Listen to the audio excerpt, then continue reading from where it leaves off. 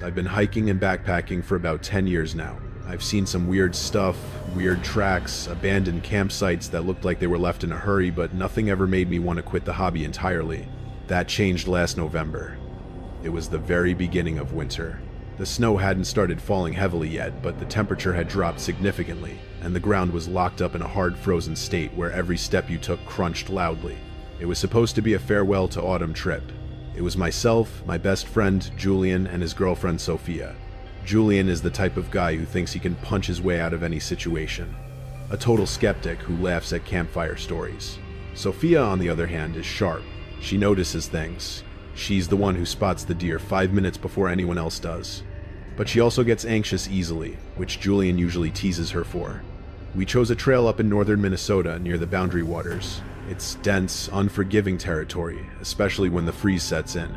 The plan was to hike about 12 miles and camp near a frozen lake and hike out the next morning. The first 6 miles were standard. The air was that kind of crisp that hurts your lungs if you breathe in too fast. The sky was a flat, oppressive gray hanging low over the pine trees. It was quiet. Too quiet. Usually you hear squirrels, birds, the wind, and the branches, but everything felt muffled, like the woods were holding their breath. About 3 hours in, we veered off the main trail. Julian had found a coordinate on a forum online that supposedly led to a scenic overlook that wasn't on the official park maps. It's a game changer, Julian had said, adjusting his pack. Nobody goes there. We'll have the whole ridge to ourselves. Sophia hesitated, looking at the GPS on her phone. The signal is already dead, Julian. If we go off trail and it snows, we lose our tracks. It's not gonna snow, Julian dismissed, pointing to the sky. Clouds are too high. Come on, don't be a buzzkill. I sided with Julian, mostly because I wanted to see the view. That was my first mistake. We bushwhacked for about an hour. The terrain got rougher. The ground was uneven, hidden beneath a layer of dead frozen pine needles. We eventually broke through a thicket into a small clearing. There was no overlook, no scenic ridge, just a dense circle of ancient pines surrounding a small dilapidated structure. It wasn't a cabin. It looked more like a hunting blind that had been expanded and abandoned decades ago. The wood was gray and rotting, and the roof had partially collapsed under the weight of previous winters. Well, I said, catching my breath. This isn't the view. GPS says we're close, Julian muttered, tapping his device. Must have drifted east. Sophia didn't say anything. She was staring at the structure. She walked slowly toward it, the crunch of her boots echoing in the clearing. Guys, she whispered. Look at the ground. I walked over. Around the base of the shack, the ground was disturbed. The frost had been broken. There were tracks, muddy, churned up earth that had refrozen. They weren't animal tracks. They were boot prints, heavy, large treads, and they looked fresh, maybe a day old. Probably a hunter, Julian said, though he sounded less confident. It is deer season, technically. No, Sophia said, shaking her head. Look at the pattern. They aren't walking away from the blind. They're walking in circles around it, over and over again. She was right. The tracks formed a pacing path, a deep rut worn into the frozen mud, as if someone had spent hours just walking in a tight loop around this rotting shack. I felt a cold prickle on the back of my neck that had nothing to do with the temperature. Let's just get back to the trail, I said. This place feels off. Hold on, Julian said. He walked up to the door of the shack. It was hanging off one hinge. Before I could stop him, he pushed it open. The smell hit us instantly. It wasn't the smell of a dead animal, and it wasn't the smell of mold. It smelled like copper and stale sweat, like dirty laundry that had been festering in a damp room for years. Julian shined his flashlight inside. The beam cut through the gloom, revealing a single room. There was a sleeping bag in the corner, filthy, stained black with grime. And all over the walls, someone had nailed up photos. They weren't creepy photos of people sleeping or anything like that. They were photos of the woods, just trees, rocks, a creek. But there were hundreds of them, covering every inch of the rotting wood. What the hell is this? Julian whispered. I stepped closer, squinting at one of the photos near the door. It was a picture of a tent, a blue North Face tent. My stomach dropped. Julian, I said, my voice trembling. That's my tent. What? That picture. That's my tent. I used that tent on a trip to the Smokies 2 years ago. Julian laughed, a nervous, jagged sound. Dude, you're tripping. North Face makes 1 million of those. It's just a coincidence. No, I pointed. Look at the patch. I burned a hole in the rainfly and patched it with gray tape. That's my patch. Silence descended on the group. The wind picked up outside, whistling through the cracks in the wood. Someone had taken a picture of my campsite 2 years ago in a completely different state and pinned it to the wall of a rotting shack in Minnesota. We need to go, Sophia said. Her voice was on the verge of panic. Right now. We backed out of the shack, terrifyingly aware of how loud our movements were. We turned to head back the way we came back toward the safety of the main trail. But as we reached the edge of the clearing, Sophia grabbed my arm. Her grip was painful. The tracks, she hissed. I looked down. The boot prints we had seen earlier, the ones pacing around the shack, were there. But there was a new set. These new tracks were on top of ours. While we were inside looking at the photos, someone had walked out of the tree line, walked up to where we had been standing, and then walked back into the dense brush. We weren't just at a stranger's camp. We were in there with him, and he was watching us right now. Run, Julian whispered. We didn't look back. We sprinted through the frozen underbrush branches, whipping our faces, oblivious to the noise we were making. We just needed distance. We ran until our lungs burned and our legs felt like lead. The sun was starting to set. The gray sky was deepening into a bruised purple. We were miles from the car, miles from the main trail, and the temperature was plummeting. We can't navigate in the dark, I wheezed, leaning against a tree. We're going to break an ankle. We can't stop, Sophia cried, tears freezing on her cheeks. He knows where we are. We have to, Julian argued, though he looked pale. We set up camp here. No fire. No lights. We wait for sunrise, then we book it to the car. It was a terrible plan, but we had no choice. We were lost in the deep woods with night falling. We set up my tent, the same blue tent from the photo, in a small depression between 2 boulders, hoping to stay hidden. We didn't sleep. We sat there huddled in our sleeping bags, listening. For hours, there was nothing but the wind. But then around 2:00 a.m., I heard it. It was slow, deliberate, the sound of a heavy boot breaking through the frozen crust of the snow. It was close, maybe 20 yards away. Then a voice. It didn't sound like a scream. It didn't sound like a threat. It was a calm, flat, conversational voice drifting through the darkness. I liked the patch better in gray, the voice said. Then silence. I clamped my hand over Sophia's mouth to stop her from screaming. Julian was gripping his hunting knife so hard his knuckles were white. We waited for the tent zipper to slide down. We waited for the attack, but it didn't come. Instead, we heard the footsteps again. But they weren't coming toward us. They were circling, just like at the shack. He was walking in a wide circle around our tent. He was pacing, keeping us contained. That sound, crunch, crunch, crunch, continued for what felt like an eternity. It was a rhythmic, tormenting reminder that we were completely at his mercy. Every time the footsteps passed the head of the tent, I held my breath, waiting for the knife to slice through the nylon, or for that heavy boot to come crashing down on our heads. But he never attacked. He just walked, around and around in that tight, maddening circle. Julian was shaking. I could feel the vibrations of his body through the ground mat. Sophia had buried her face in my chest, sobbing silently, her hands gripping my jacket so hard I thought she'd rip the fabric. Then around 4:00 a.m., the footsteps stopped. They stopped right behind where my head was resting. The silence that followed was infinitely worse than the crunching. When he was moving, I knew where he was. Now I could only imagine him standing there, looming over us in the freezing dark, listening to us breathe.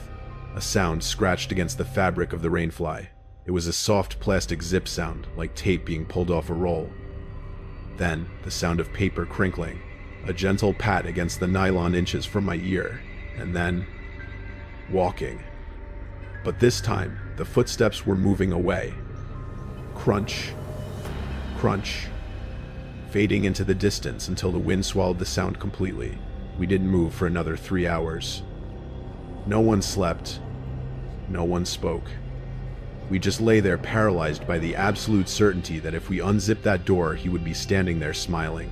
When the sun finally began to turn the tent walls, a pale, translucent blue Julian finally sat up. "I'm going to look," he whispered. His voice was cracked and dry. "Don't," Sophia pleaded, grabbing his wrist. "We have to know, Sophia. We can't stay in here forever. We'll freeze." Julian unzipped the door slowly. The noise sounded like a gunshot in the quiet morning air. He peeked his head out, tensed for a blow. Nothing happened. He crawled out fully, then signaled for us to follow. The cold morning air hit my face, stinging my eyes. The woods were still. The snow was untouched, save for the area immediately around us. I scrambled out and stood up, my legs numb. That's when I saw the ground. The snow around our tent had been trampled into a muddy slush. He hadn't just circled us a few times. He must have walked that loop hundreds of times throughout the night. It was a perfect, deep trench enclosing us. "Guys," Sophia whimpered. She was pointing at the back of the tent. I walked around to where she was pointing. Taped to the blue nylon of the rainfly, right where my head had been resting, was a Polaroid photo. I peeled it off, my fingers trembling uncontrollably. It wasn't a photo of the landscape. It wasn't a photo of my old tent from years ago. It was a photo of us. It was taken from outside the tent, looking in through the small mesh ventilation window at the top. It was dark, illuminated only by the faint, ghostly light of the camera flash. You could see the top of my head, Sophia's arm draped over me, and Julian's boots. He hadn't just been outside. He had been standing tall enough to look down through the top vent, holding a camera inches from our faces, while we lay terrified in the dark. He could have poured gasoline in. He could have dropped a match. Instead, he took a picture. "Go," Julian said, grabbing his pack. He didn't bother rolling up his sleeping bag. "Leave it. Leave everything. We go now." We ran. We didn't care about the noise anymore. We followed our own tracks back to the shack, then back to the bushwhacked path, and finally to the main trail. We covered 12 miles in record time, fueled by pure high-octane adrenaline. Every shadow looked like a man. Every snapping twig sounded like a boot. We made it to the car around noon. I've never driven so fast in my life. We didn't speak until we were 2 towns over, sitting in a diner with bright lights and other people. We reported it to the Rangers, of course. We gave them the GPS coordinates of the shack. They sent a team out 2 days later. They found the shack, but they told us it was empty. No photos on the walls, no sleeping bag, just a rotting structure. The only thing they found was a small pile of ash in the center of the room, as if someone had burned a large collection of paper recently. I haven't been hiking since. I sold my gear. I sold the tent. But sometimes when I'm trying to sleep in my apartment in the city, I hear a creak on the floorboards outside my bedroom and I freeze. I think about that voice. I like the patch better in gray. He had been following me for 2 years. He knew my gear. He knew where I went. And the worst part isn't that we almost died. The worst part is wondering if he stopped following me after that night, or if he's just waiting for me to go back outside.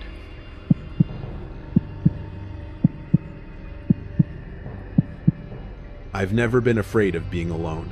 In fact, I usually prefer it. That was why when I saw the listing for a winter house-sitting gig in the remote mountains of Aspen, Colorado, I jumped at it. The pay was ridiculous, $5,000 for 2 weeks over Christmas and New Year's. The owners were a wealthy tech couple who were spending the holidays in Bali and needed someone to essentially keep the pipes from freezing and ensure the property was secure. The house was a masterpiece of modern architecture. It was located at the end of a 3-mile private driveway, nestled high up on a ridge overlooking a valley of pine trees. The entire structure was concrete and glass, and when I say glass, I mean it. The entire back wall of the house facing the woods was floor-to-ceiling windows. It's beautiful, the owner, Mr. Vance, had told me during the walkthrough, but it takes some getting used to at night. When the lights are on inside, the windows turn into mirrors. You can't see out, but everything out there can see in. He laughed when he said it. I didn't think much of it at the time. The first 3 days were paradise. I spent my time reading, drinking expensive scotch from their cabinet with permission, and watching the snow fall. It was silent. The kind of silence that rings in your ears. On the 4th day, a massive blizzard rolled in. The forecast called for 3 feet of snow and sub-zero temperatures. By noon, the sky was a churning white void. By 4:00 p.m., the private drive was impassable. I was snowed in, but I was comfortable. The house had a backup generator and a pantry full of food. That night, around 1:00 p.m., I was sitting in the living room, facing that massive wall of glass. The fire was crackling in the hearth. Outside, it was pitch black. The snow was whipping against the glass, sounding like handfuls of sand being thrown at the window. I was reading a book when I saw the reflection. Because of the internal lights, the glass was reflecting the living room behind me. I saw the sofa, the kitchen, island, and the hallway leading to the bedrooms. In the reflection of the hallway, I saw a shape move. I spun around in my chair, heart hammering. The hallway was empty. Calm down, I told myself. It's just the shadows from the fire. I turned back to the window, staring at my own reflection. I looked tired, pale. I focused on the book again. 10 minutes later, I heard a noise. It came from the garage. The garage was attached to the house, accessible through a heavy steel door in the kitchen. I froze. I was the only one up here. The nearest neighbor was 5 miles away down the mountain. I stood up, grabbing the heavy iron poker from the fireplace. I walked into the kitchen, my socks sliding on the polished concrete floor. I stood at the garage door, listening. Silence. I unlocked the door and pushed it open, flipping the light switch. The garage was empty. Mr. Vance's Range Rover was parked there, gleaming under the fluorescent lights. I checked the external garage doors. They were locked tight.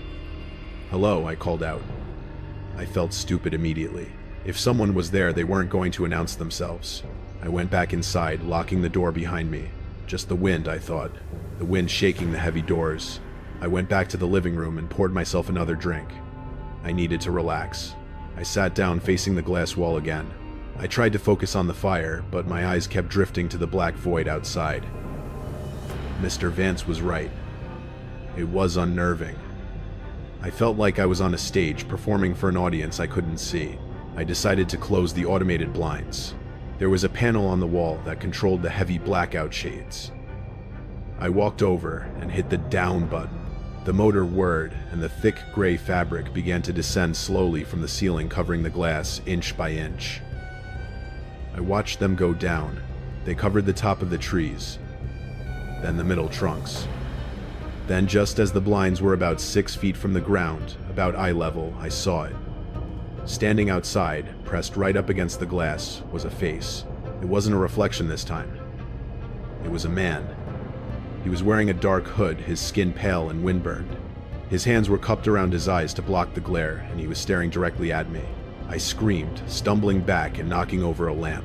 The blinds continued to lower, agonizingly slow. For 3 seconds, we locked eyes. He didn't look angry. He didn't look crazy. He looked curious. He tilted his head slightly. Then the blinds fully closed, sealing the room in gray fabric. I scrambled backwards, scrambling for my phone. I dialed 911 immediately. 911. "What is your emergency? There's someone outside," I yelled. "I'm at the Vance property, 4400 Ridge Road. There is a man looking in the window." "Okay, sir, try to stay calm," the dispatcher said. "Are the doors locked?" Yes, everything is locked." "We have a blizzard advisory in effect, sir. The roads are extremely treacherous. It's going to take deputies at least 45 minutes to get up that mountain if they can get up the driveway at all." 45 minutes. He's right outside. Is he trying to enter the home? I listened. The wind was howling, rattling the frames. But then I heard a different sound. My blood ran cold. It was the keypad for the front door. Someone was punching in a code. I ran to the hallway that looked at the front door. The heavy oak door was solid, but there was a small frosted vertical window next to it. Through the frost, I could see a shadow. Incorrect code. The system buzzed. He tried again. Beep, beep, beep. "He's guessing the code," I whispered to the dispatcher. "He's at the front door." "Get to a safe room," she urged. "Lock yourself in a bathroom or a bedroom." I turned to run toward the master bedroom, which had a heavy lock. But as I turned, I heard a sound that made my knees buckle. It came from the kitchen. Behind me. The sound of the deadbolt on the garage door turning. I stopped dead. I had just checked that door. I had locked it. I vividly remembered turning the latch. The handle to the garage door slowly turned downward. The man wasn't just guessing the code at the front door. He wasn't alone. The man at the window, the man at the front door, they were distractions. There was someone else, and they were already inside the garage. The handle turned downward with a heavy mechanical clunk. I didn't wait to see who walked through. The realization that someone had been hiding in the garage only feet away from me when I checked it earlier sent a surge of adrenaline through my system that was so potent it felt like an electric shock. I spun around and sprinted toward the master bedroom. It was on the far side of the house, past the living room, and down a long glass-walled corridor. As I ran, I heard the kitchen door slam open against the wall. Then the sound of heavy, wet boots hitting the polished concrete floor. They weren't sneaking anymore. They were running. "He's running," a voice shouted from the kitchen. It wasn't the voice of a burglar. It was a rough, excited shout, like a hunter spotting game. I reached the master suite and threw myself inside, slamming the heavy oak door. I fumbled with the lock, my fingers slipping on the brass, until I finally heard the deadbolt slide home. I backed away, chest heaving, looking for a weapon. The fireplace poker was back in the living room. I was defenseless. I grabbed the heavy bedside lamp, ripping the cord from the wall, and retreated into the massive walk-in closet. I locked that door too, then curled up in the farthest corner, hidden behind a rack of Mr. Vance's winter coats. I held my breath listening. The house was large, but the acoustics of concrete and glass carried sound terrifyingly well. I heard the footsteps slow down. They were walking down the hallway now. "Come on out, rich boy," a voice taunted. It sounded close. "We just want the code to the safe." I froze. The safe. Mr. Vance hadn't given me a code to a safe. I didn't even know where the safe was. "I don't know it," I screamed through the doors. "I'm the house sitter. I don't know anything." Silence. Then laughter. "House sitter," a second voice said. This one was deeper, calmer. "Check the bedroom." The handle of the bedroom door rattled violently, then a heavy thud as someone threw their shoulder against it. The wood groaned, but held. "Open the door, kid. We won't hurt you. We just need the wall safe in the closet." I looked at the wall behind me. Hidden behind a row of suits was a small digital panel I hadn't noticed before. If they got in and I couldn't open it, I was dead. I called the police. I yelled. "They're on their way." In this weather, the deep voice laughed. "They won't be here for an hour. We have plenty of time." They were kicking the door now. I squeezed my eyes shut, gripping the lamp like a club. Bang, bang. The wood splintered with a sickening crack. I dialed 911 again, whispering frantically.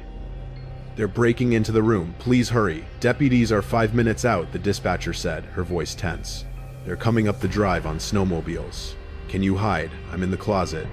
They're breaking down the bedroom door." The bedroom door gave way. I heard it swing open and hit the wall. The sound of boots on the bedroom carpet was muffled, but I could hear their breathing. They were in the room. "Check the bathroom," the deep voice commanded. I heard cupboards opening and closing. Glass shattering. "Not there. He's in the closet." The knob of the closet door jiggled. This lock was flimsy, a simple privacy lock. It wouldn't hold against a kick. "Come on out," the voice whispered right against the wood. I braced myself, raising the lamp. Suddenly, a blue light flashed through the gap under the door. Then, the distinct wailing chirp of a police siren cut through the howling wind outside. "Cops," the first voice hissed. "Damn it, leave it. Go." Out the back, I heard running footsteps, frantic and heavy retreating from the bedroom. I heard glass shatter in the living room, the sound of the sliding deck door being smashed open, and then silence. I didn't come out. I stayed in that closet, shivering violently for another 20 minutes, until I heard the distinct voice of a police officer calling out Sheriff's Department, "Anyone home?" When I finally walked out, the house was swarming with deputies. The wind was blowing snow into the living room, through the shattered back door. An officer took my statement in the kitchen while an EMT checked my vitals. I was in shock, but physically fine. "We found footprints leading into the woods," the sheriff told me later, holding a steaming cup of coffee. "Looks like 3 of them. We lost the tracks at the county road. They likely had a vehicle waiting." "How did they get in?" I asked, my voice trembling. I checked the garage. I locked the door. The sheriff gave me a grim look. "Come here. I want to show you something." He led me into the garage.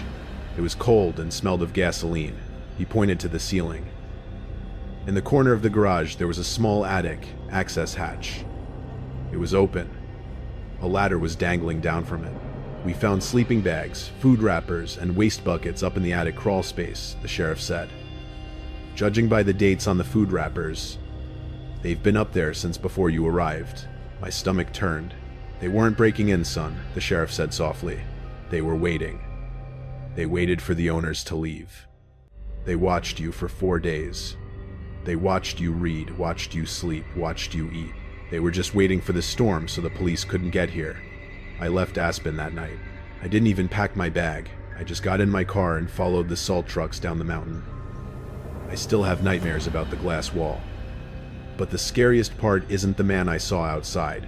It's the memory of the night before the attack. I had been in the kitchen making a sandwich at 2:00 a.m. humming to myself. I remember dropping a knife and bending down to pick it up. If I had looked up, just a little bit, toward the ceiling of the garage, I would have seen the hatch open. I would have seen them watching me.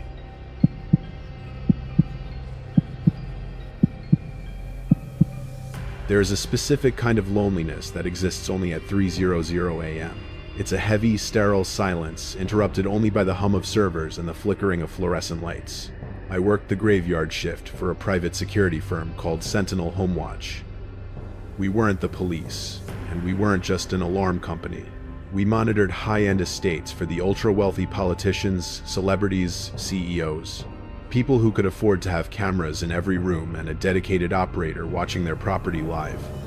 Most nights were boring. You sit in a dark room with a headset staring at a wall of 20 monitors, watching empty hallways and manicured lawns.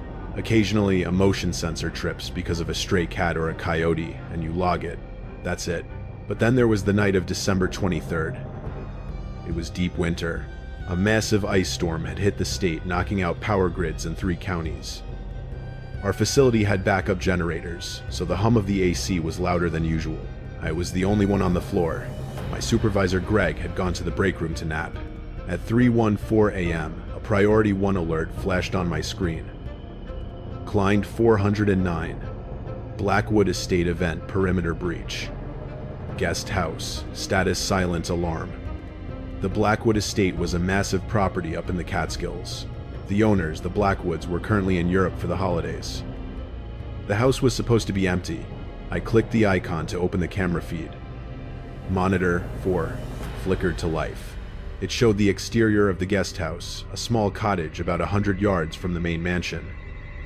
The camera was night vision, rendering the world in grainy shades of green and black. The snow was falling heavily, interfering with the image, but I could see footprints leading up to the guest house door. The door was slightly ajar. "Dispatch, this is Operator 7, I said into my headset, flagging the local police on the other line. "I have a confirmed break-in at the Blackwood residence." "Copy that, Operator 7, the dispatcher replied. "We're swamped with down power lines. ETA is at least 30 minutes. "Understood." I switched to the interior cameras. Camera 2 guest house living room. The room was empty. Furniture covered in dust sheets. Nothing moved. Camera 3 guest house kitchen. Empty. Camera 4 guest house hallway. Empty. I frowned. The sensor on the front door had tripped, but I couldn't see anyone. I rewound the footage by 60 seconds. On the screen, I saw the front door open. A figure stepped inside. They were dressed in heavy winter gear, parka hood-up snow pants. They closed the door behind them. But then, they vanished. They stepped into the hallway, which was covered by camera 4, but they never appeared on the feed. Glitch. I tapped the screen. I switched back to the live feed. Suddenly, the phone on my desk rang. It wasn't the outside line. It was the internal line, the line that connects the client's house to our desk. If a client picks up a phone in their house and hits the speed dial for security, it rings right here. I stared at the phone. The house was empty.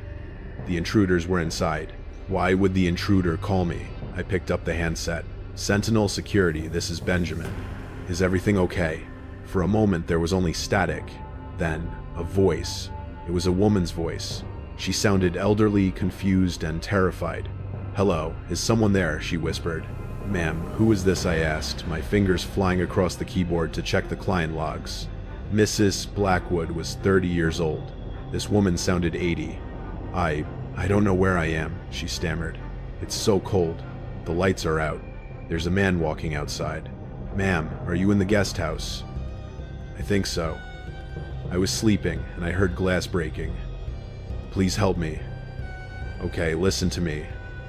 Police are on the way. I need you to lock the door and stay on the line. I scanned the cameras frantically.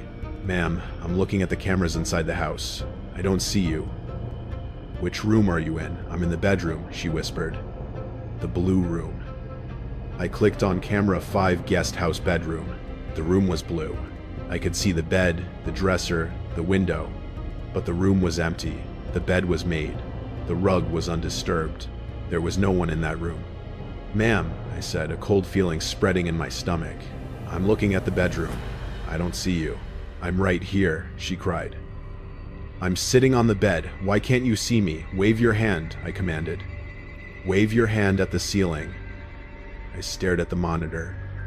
Nothing moved. The room was still as a grave. I'm waving, she sobbed. Please, the man is at the door. He's turning the handle. I heard the sound of a doorknob rattling through the phone. It was loud. Real. Ma'am, hide. Get under the bed. He's coming in, she screamed. Then, through the phone, I heard the door crash open. I heard heavy footsteps, but on my screen, nothing. The bedroom door on the monitor stayed closed. The bed stayed perfectly made. No, get away from me, the woman screamed. No, no, then a sickening wet thud, and silence.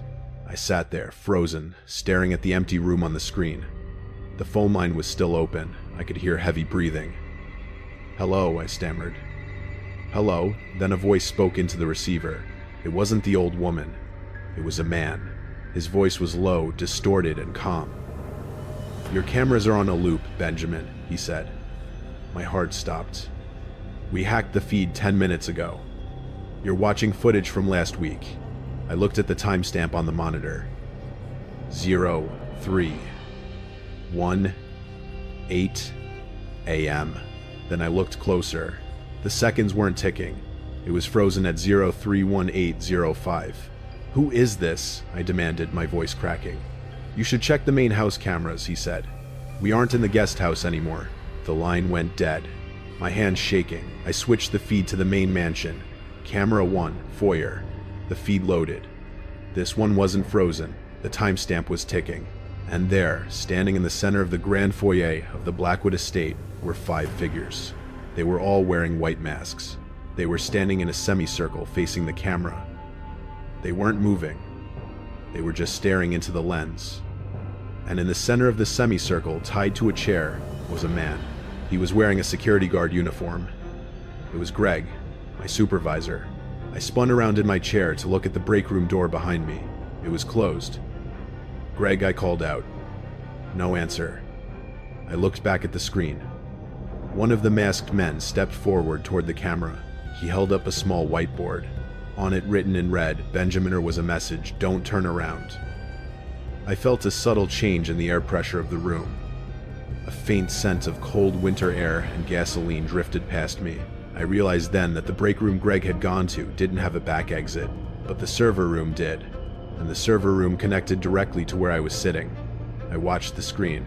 The man on the monitor erased the board and wrote a new message. "We aren't at the house, Benjamin." My breath caught in my throat. If they weren't at the house, then where was Greg?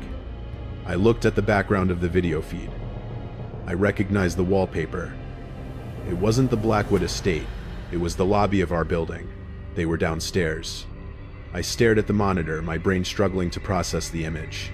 The wallpaper behind the masked men was beige with a distinct maroon stripe. It was the exact wallpaper in the lobby of the Sentinel Homewatch building, the building I was currently in. The man on the screen erased the whiteboard again. The red Benjaminer squeaked against the surface, a sound I shouldn't have been able to hear if they were miles away at the Blackwood estate, but I heard it faintly echoing, not through the speakers, but through the floorboards beneath my feet. He wrote one final word, "Run." Then the monitor went black. All of them did. The entire wall of screens died instantly, plunging the room into darkness, save for the flickering green LEDs of the server towers behind me. I didn't think. I didn't breathe. I just reacted. I spun around and sprinted toward the door that led to the main hallway. But just as my hand touched the cold metal of the handle, I heard it. The elevator. It was down the hall around the corner. The sound was unmistakable. The heavy mechanical slide of the doors opening on the second floor. They were already here. I let go of the handle, backing away. If I went out into the hall, I'd run right into them. The break room was a dead end. The only other option was the server room. I scrambled into the server room, the heat from the machines hitting me like a physical wall. The noise in there was deafening, the constant high-pitched whine of cooling fans. It was my only advantage. They wouldn't hear me breathing. I squeezed myself into the narrow gap between the back of the server racks and the wall, a space no wider than 18 inches. I pulled my knees to my chest and prayed. Through the mesh of the server rack, I had a partial view of the control room I had just fled. For a long minute, nothing happened. Then the door to the control room opened. A beam of a flashlight cut through the darkness. Then another. 3 figures walked in. They moved with terrifying confidence. They weren't rushing. They weren't checking corners with guns drawn like a SWAT team. They were strolling. They were wearing white plastic masks, the kind you buy at a dollar store for Halloween. Blank, expressionless faces floating in the gloom. One of them walked over to my desk. He sat down in my chair. My chair. The springs squeaked, a sound I heard every night. "He's gone," the man said. His voice wasn't distorted anymore. It was just a normal, raspy male voice. "He's in the building," a second voice replied from the doorway. I checked the stairwell. He didn't go down. The man in the chair spun around idly, kicking his feet. He picked up the headset I had thrown on the desk. He put it on. "Sentinel security," he mocked, imitating my voice. "Is everything okay?" The other men laughed. It was a dry, cruel sound. "Leave it," the third man said. "We didn't come for him. Grab the drives." I watched paralyzed as the man in the chair reached under the console. He pulled out the hard drive casing for the backup storage, the drives that held the footage for our high-profile clients. He yanked the cables out. Snap. Snap. "Got it. Let's go. Police radio says they're 5 minutes out." They started to leave. My heart began to slow down. They were leaving. I was going to survive. But then, the man with the flashlight stopped at the door of the server room. He shined the light inside. The beam swept across the rows of black towers. It hit the far wall. It swept over the floor. I held my breath until my lungs burned. If he took one step inside, if he looked behind the rack, he would see me. He stood there for 10 seconds. The light didn't move. "Check in there," one of the others asked. The man with the flashlight paused. Then he chuckled. "No," he said. "Let him keep it." He clicked the flashlight off. "It's better if he wonders." They walked out. I heard the heavy fire door close. I heard the elevator ding again. Then, silence. I didn't move for an hour. I stayed wedged behind those hot winding machines until the room was flooded with blue and red lights from the street outside, and I heard the SWAT team shouting clear in the hallway. When I finally came out, my legs were so cramped I collapsed. They found Greg in the lobby. He was alive, but badly beaten and suffering from hypothermia. They had stripped him of his uniform and left him tied to the radiator. Here's the part that keeps me up at night. The police analyzed the glitch in the footage. They found out that the intruders hadn't just hacked the system 10 minutes before the attack. They had been in the system for weeks. They had been watching us watch the houses, learning our shifts, learning our names. And the voice of the old woman on the phone, the police traced the audio file. It wasn't a recording from a movie. It was a real 911 call from an unsolved home invasion case in 1998. They had played a recording of a woman's last moments to me, just to see how I would react. But the worst part was what the forensic tech told me a few days later. "You said you hid in the server room." "Right," the tech asked me, looking pale. "Yeah, behind the racks. And you said the guy shined his light in, but didn't see you." "Right." The tech turned his laptop around to show me a still image. It was grainy, taken from a hidden backup camera inside the server room that I didn't even know existed. The image showed me curled up in a ball behind the racks, terrified. And standing in the doorway was the man in the mask. He wasn't looking at the servers. He wasn't looking at the floor. His head was turned. He was looking directly at me. He saw me. He looked right into my eyes while I hid there in the dark. He knew exactly where I was. When he said no, let him keep it. It's better if he wonders he wasn't talking about the equipment. He was talking about my life. He let me live because he knew that knowing he could have killed me was far worse than actually doing it. I quit the next day. I don't work nights anymore. I don't work security. I work in a warehouse now, surrounded by people under bright lights. But sometimes when I'm walking to my car in the parking lot and I hear gravel crunch behind me, or I see a white face in a crowd that looks a little too smooth, a little too plastic, I freeze, and I wonder if they're still watching.